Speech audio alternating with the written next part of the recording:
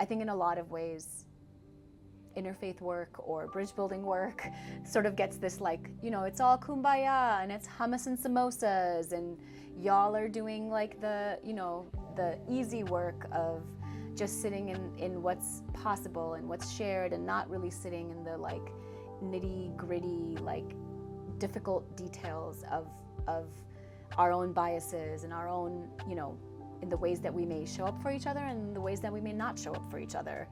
And I actually think that this work is really hard to do.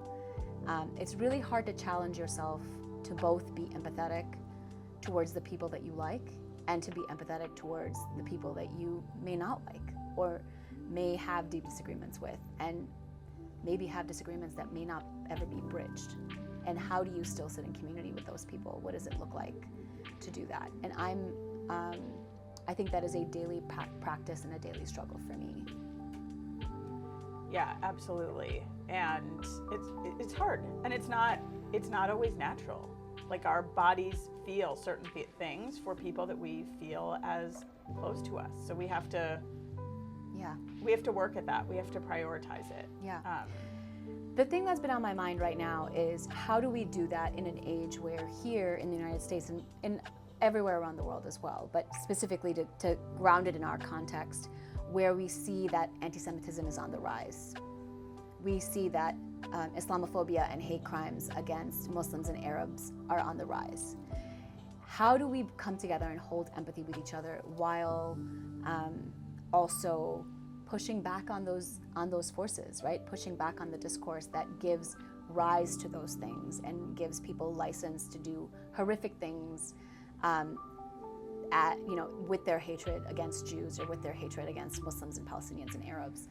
And that is something that, you know, we saw on display recently.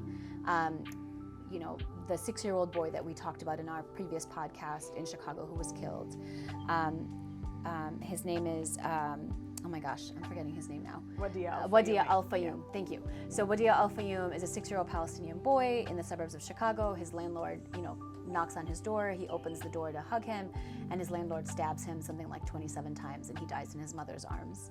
And Wadia was the first person, the first sort of hate crime that happened in the immediate aftermath of October 7th and the beginning of the war in Gaza here in the United States. In his honor, a number of a coalition of Muslim folks and worked with Senator Dick Durbin's office, to have a hearing on hate crimes. And during that hearing, the Arab American female leader who was a witness was told by a senator that her head belongs in a bag. And I remember watching that hearing and thinking, like, how much disregard do you have to have for human life and for people to be able to tell someone that their head belongs in a bag? And it was just, I could not shake it off that day. I could not shake it off. It's horrible. I mean, that shouldn't be said out loud, let Yeah. alone it shouldn't,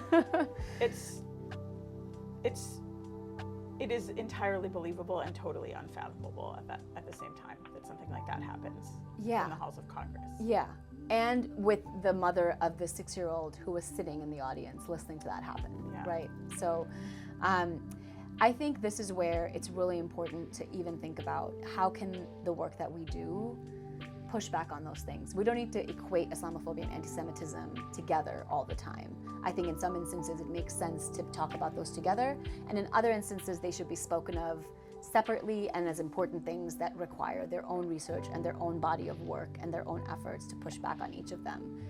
And what does it look like in our line of work as people who are advocating for bridge building and for an ethos of pluralism in civic spaces to be engaging in pushing back on those elements of Islamophobia and anti-Semitism in our world? Do you have thoughts on that?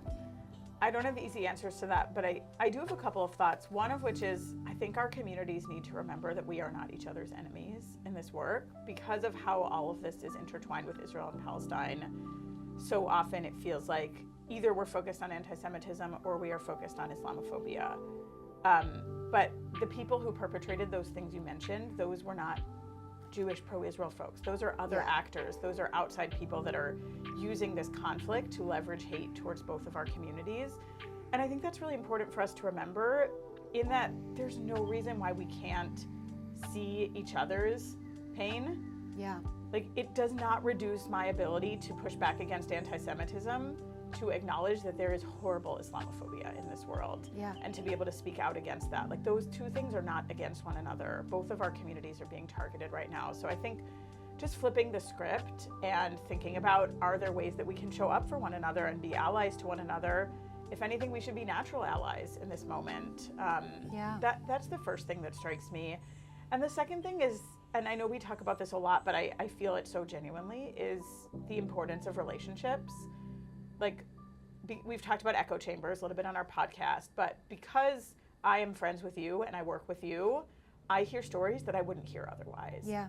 Because I am friends with you, I am able to better understand where Palestinian voices are invisible, because sometimes I don't see that, and that can be a blind spot for me. And I've been working on that blind spot for about 20 years, but it's still a blind spot. And so I think having those relationships is so important for us to be able to create different spaces. And we know this, I think we know this from experience, we know this from research, that when we are in relationships with one another, our attitudes about each other transform in really profound ways. And I think that's what bridge building work is about, because it moves us past the headlines to stories. And it's hard to push back against stories. It's hard to not believe stories. And when we see each other as humans, we can get past all of the noise, I think, on a micro scale. And of course that needs to happen on a wide scale in order to have the change we want it to have. But I do think, though, it's just incredibly powerful what happens when we are actually in conversation and relationship with one another. Yeah, absolutely. What do you think about that?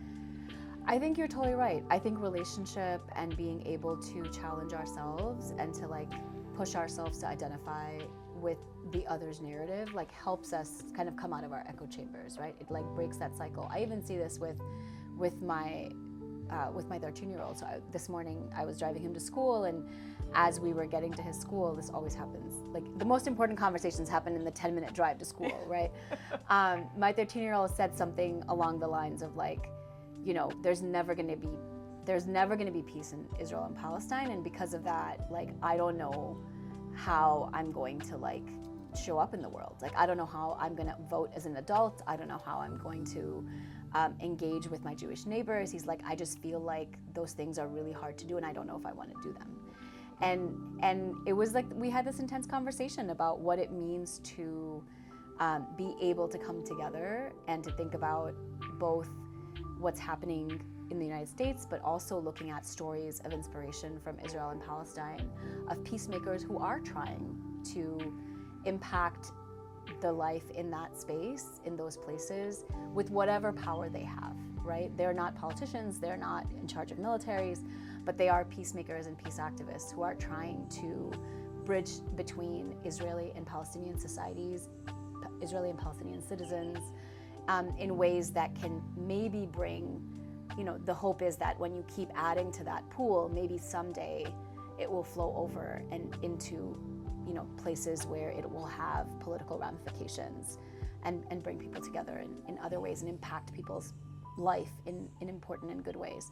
I think one of the people that you and I recently had the pleasure of listening to and speaking with was the Palestinian activist, or a peace activist, Ali Abu Awad, who said, you know, my freedom will not be built on Jewish bodies. My freedom will be won over by Jewish hearts, right? By winning over Jewish hearts.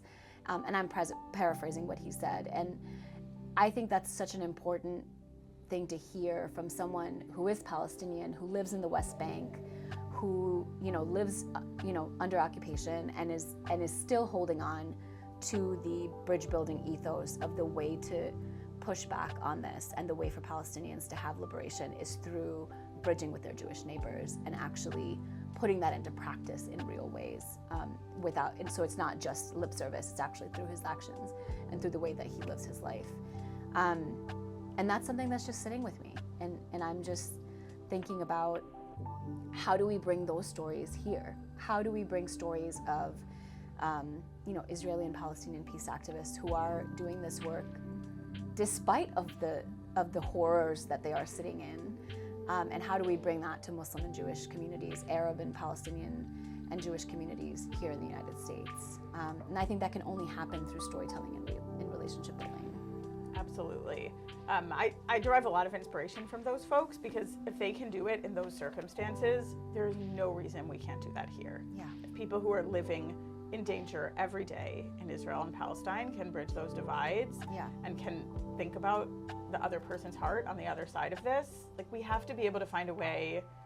We have to be able to find a way to do that here. And we were in a room together when we heard Ali Abu Awad share those words, and I was so incredibly moved, really moved. And I think it's so important that people hear those words and that perspective. And there are so many peace activists on the grounds who are doing beautiful, beautiful work in this moment.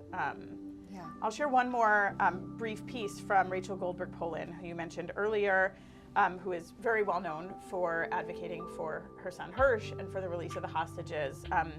But something people haven't talked about as much about her leadership in this moment has been her ability to imagine the pain and the desire for freedom on the other side of this conflict. And that's one of the things that I have found most inspiring about her. And she wrote a poem a few months ago. This was before Hirsch was killed, unfortunately, tragically, horribly. And it was called One Tiny Seed. It's a beautiful poem. I'll just read a short excerpt of it. She writes, "And I know that way over there, there's another woman who looks just like me, because we are all so very similar, and she has also been crying. All those tears, a sea of tears, they all taste the same. Can we take them, gather them up, remove the salt, and pour them over our desert of despair and plant one tiny seed? A seed wrapped in fear, trauma, pain, war, and hope, and see what grows. Could it be that this woman, so very like me, that she and I could be sitting together in 50 years, laughing without teeth because we have drunk so much sweet tea together?" I just find this poem so beautiful and increasingly tragic to read, because she goes on to envision this future where the children get to know one another, and of course that won't happen because of Hirsch's murder. But she can envision, she was a mother of someone who was held hostage in the most unimaginable circumstances. And like Ali Abu Awad, she is envisioning a person on the other side of this who has the same humanity, the same feelings, who, like her, is a mother who is crying tears, and envisioning a future in peace together. And I find this so powerful. I heard a really beautiful teaching this week from Rabbi Eben Leder. This is the Jewish high holiday season where we celebrate the start of the new year and the creation of the world. And one of the things that he shared was that God brought the world into being through words. So we hear in the Bible, Vayomer Elohim Yehi Or, Vayhi Or. And God said, "Let there be light," and then there was light. And I think this idea of speaking the world into being is really resonating with me right now. We are not God, but we strive, I think, both of us in our own faiths and in our communities, to be and to bring as much godliness into the world as possible.